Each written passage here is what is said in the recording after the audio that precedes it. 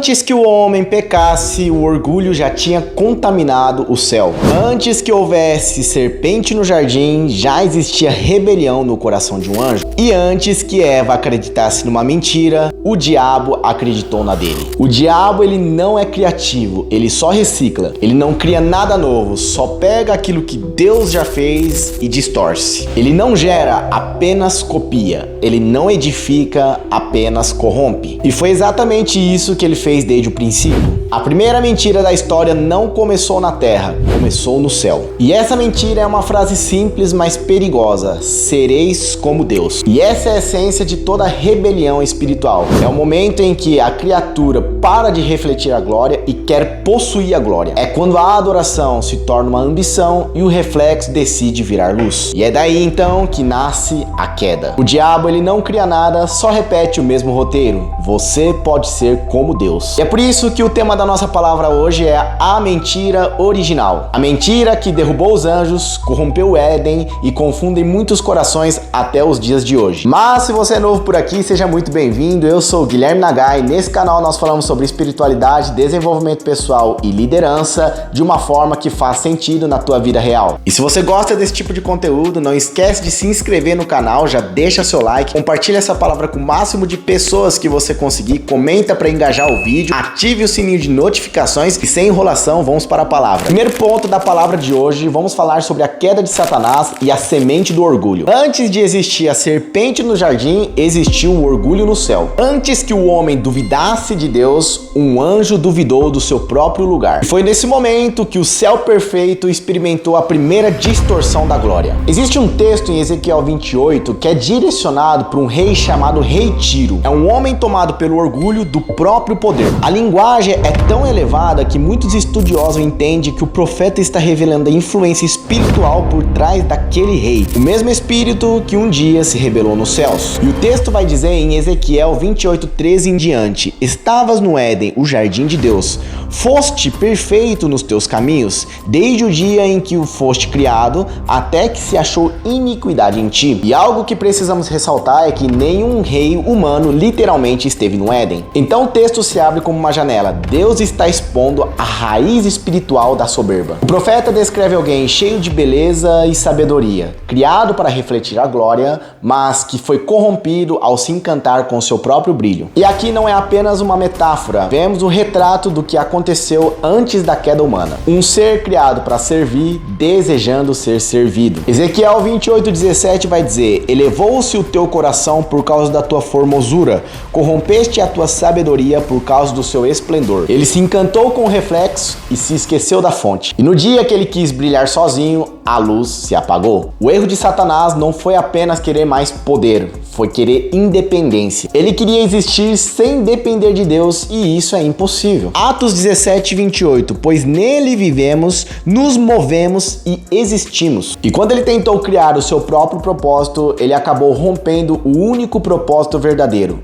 glorificar o Criador. E o mesmo espírito de autonomia que o derrubou, ele usa até hoje. Ele vive sussurrando para essa geração: você pode decidir o que é certo, você pode se tornar o seu próprio Deus. E a queda dele nos mostra a origem da ilusão da autonomia. A ideia de que alguém pode viver, pensar e governar sem Deus. A história de Satanás é o espelho da soberba humana. Todo coração que tenta viver sem Deus repete o mesmo erro. E todo orgulho é uma miniatura do mesmo pecado original. Provérbios 14:12 vai dizer: há caminhos que ao homem parece direito, mas no fim conduz à morte. O orgulho não é só um sentimento, é uma inversão de propósito. É quando a criatura para de adorar e começa a competir. E é por isso que Deus resiste aos soberbos, mas concede graça aos humildes. A cura da soberba não é poder, é dependência. Não é subir, é se render. Lucas 14:11, aquele que se humilhar será exaltado. E o mesmo veneno que começou no coração de um anjo seria plantado em forma de sussurro no coração da humanidade. Segundo ponto, a mentira plantada no Éden, o mesmo veneno com outra embalagem. Para entender entender o que aconteceu no Éden, a gente precisa lembrar de uma coisa. A voz que sussurrou para Eva já tinha caído do céu. A serpente que um dia tentou roubar o trono, agora aparece no jardim. E o curioso é que ela não aparece como inimiga, e sim como uma conselheira. E isso é o mais perigoso, porque o diabo raramente aparece com chifres e tridentes. Na maioria das vezes ele vem com umas conversas bonitas e propostas inocentes. Gênesis 3:1, ele planta uma dúvida no coração de Eva. Foi assim mesmo que Deus disse? Não coma de nenhum fruto das árvores do jardim? Você consegue perceber aqui o que ele faz? Ele não nega o que Deus falou, ele apenas distorce. Ele muda o tom porque ele percebeu que a dúvida é sempre o primeiro passo para a queda. Eva não caiu porque ela desejou ser má.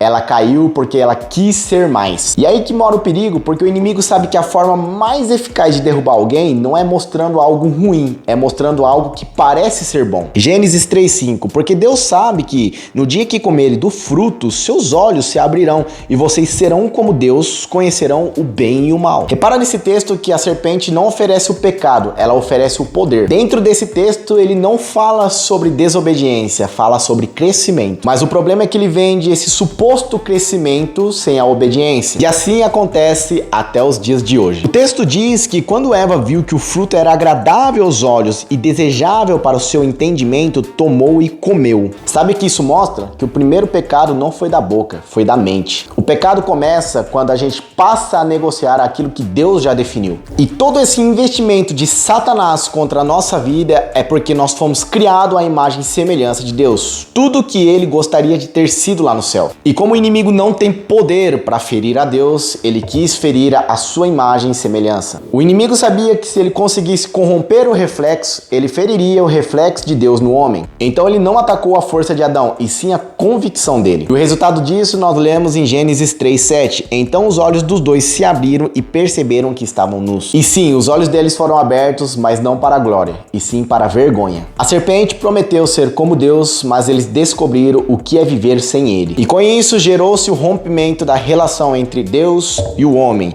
Gênesis 3:9. Adão, onde está? Essa pergunta ela não é geográfica, ela é espiritual. Deus sabia onde Adão estava, mas Adão já não sabia mais onde Deus estava. E é isso que o pecado faz com a nossa vida. Ele não muda Deus de lugar, mas muda a posição do homem. Antes, o homem andava com Deus, agora passou a se esconder dele. Antes, ouvia e se alegrava, agora ouve e se apavora. A criatura que nasceu para depender tentou ser independente e descobriu o peso de um mundo sem a presença. O fruto que parecia dar poder, agora tinha entregado culpa. Aquilo que era uma promessa de liberdade gerou medo. E quando acharam que se tornariam mais sábios, ganharam a morte. Paulo descreve uma guerra interna em Romanos 7:15, porque o que eu quero não faço, mas o que odeio, isso eu faço. Essa guerra interna que Paulo descreve é um eco do Éden. Um coração que conhece a Deus, mas insiste em se colocar no centro. O Éden não foi só o começo do pecado, mas foi o modelo de toda a rebelião humana. A vontade de viver sem depender. E o curioso é que esse veneno nunca mudou. O tempo passou, o mundo mudou, mas a mentira é a mesma. Só mudou o formato, a embalagem. O que começou com serei como Deus, hoje se tornou siga o seu coração